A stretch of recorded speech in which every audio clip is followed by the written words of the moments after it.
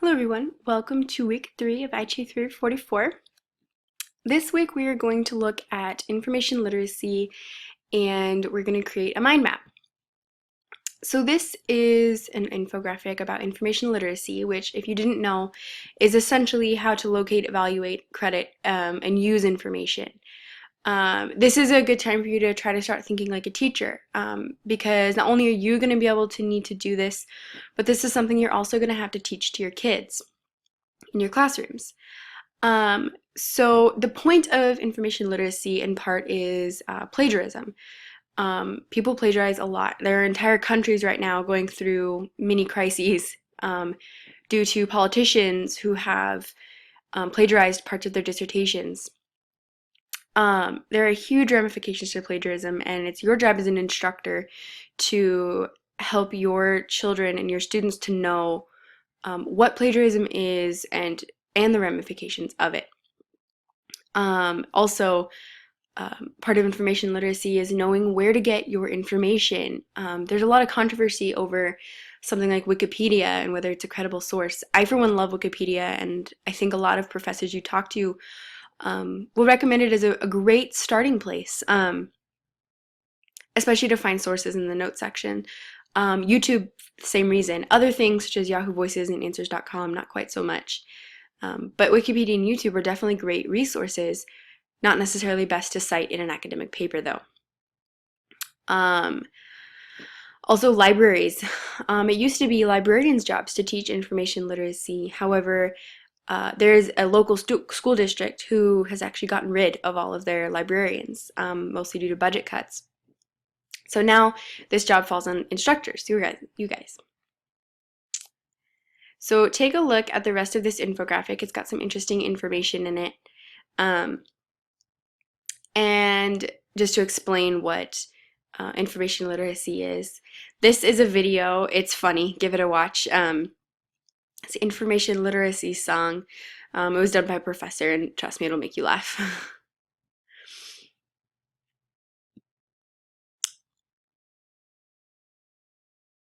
Okay, so what is information literacy?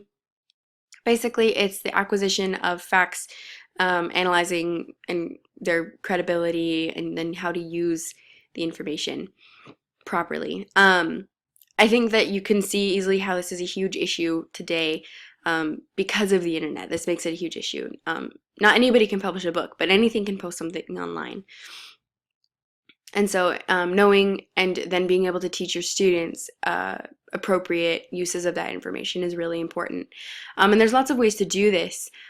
This is a blog post that I'd like you to read about teaching kids how to be their own filters. Again, in a digital age, this is a really big deal on how to, students need to know how to evaluate the information they find and find out whether it's credible and useful. Also, Big 6 is a curriculum that you could buy and use in your classrooms if you wanted. I would recommend using this, however, the online resources to support Big 6. Basically, it is the compilation of all of Big 6's resources, but they're for free. RadCab is also great, especially for younger students. It's a lot more visual, bright colors, exciting, that kind of thing. Also, for older students, or even for yourselves, Western has our very own very useful and well put together help with information literacy. I highly recommend looking at it both for your use now and for future use in your classrooms.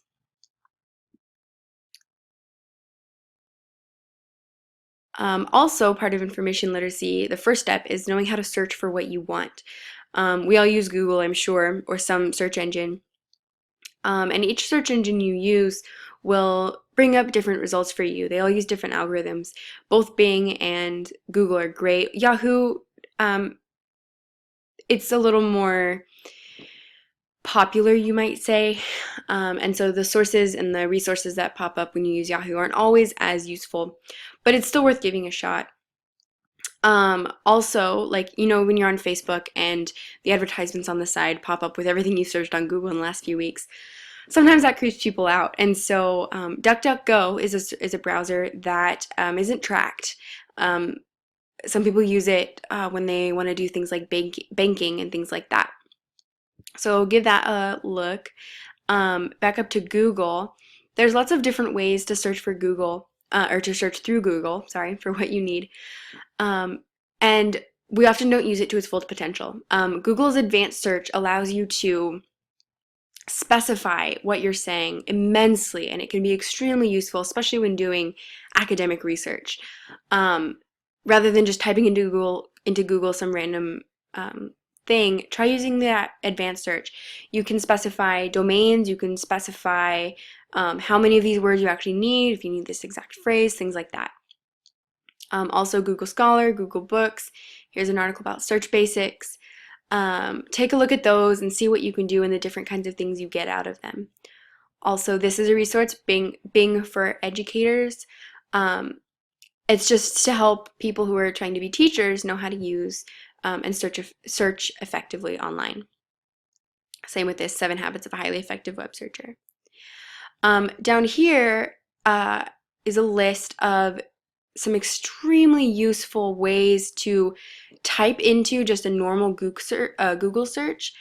And these are things most people don't know about, but they can be extremely useful.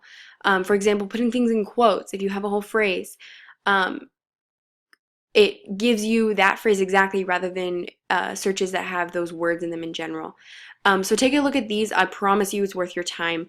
They're very useful.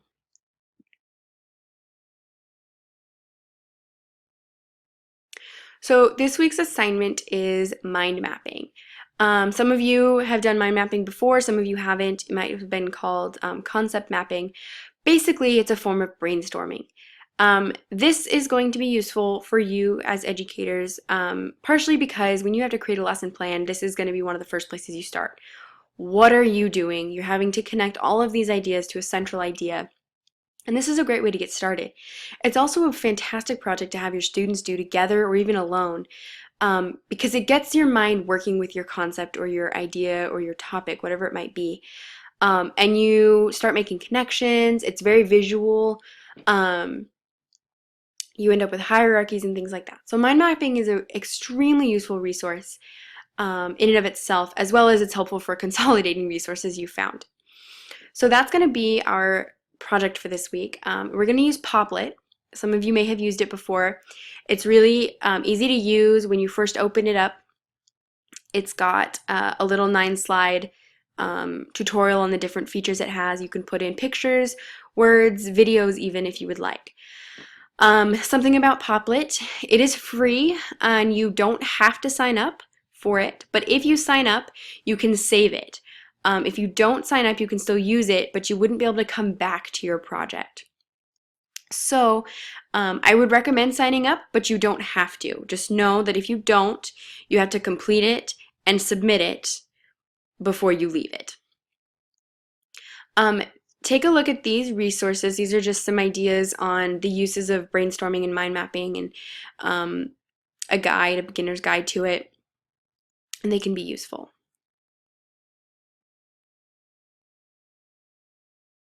Okay, so your assignment, like I said, is to create a mind map, and you're going to do a little research on your topic. And then you are going to brainstorm about this topic. I'm not asking you to come up with a thesis necessarily, by any means actually, but what I want you to do is take your topic and, for example, that could be your centerpiece.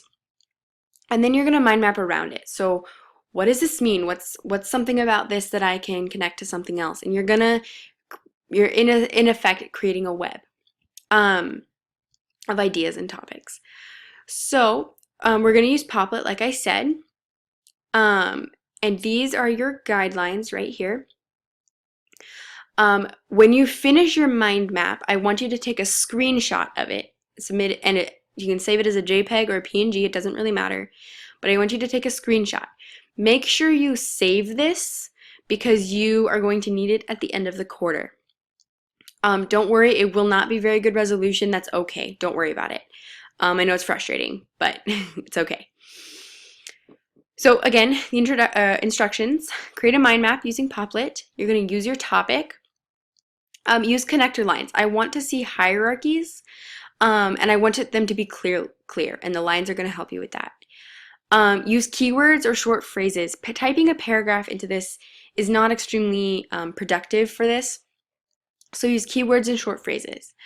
I want spacing to be good so that I can see everything clearly and it's not all jumbled in the center. And like I said, demonstrate hierarchies. You can do that with color, size, numbers, letters, placement, doesn't really matter. And then you can add images or links or even videos. Just know that I can't actually click on any of it because you're only submitting a JPEG. You can only click on it and view it that way if you were going to send me a live link, which you're welcome to do, but I am only asking you for the JPEG. Again, just to reiterate, if you use my Poplet but don't actually sign up, you will not be able to save it. So keep that in mind. If you sign up, you can, and that's great. I still am requesting you submit a screenshot. Here's a rubric on how I am going to be grading this, so take a look at that and use it to help you get started. Then we have a reflection, as always. Please make sure, again, to respond to one person and to post your response, your initial response in enough time so that there is enough time for people to respond afterwards before the due date. Then our wrap up.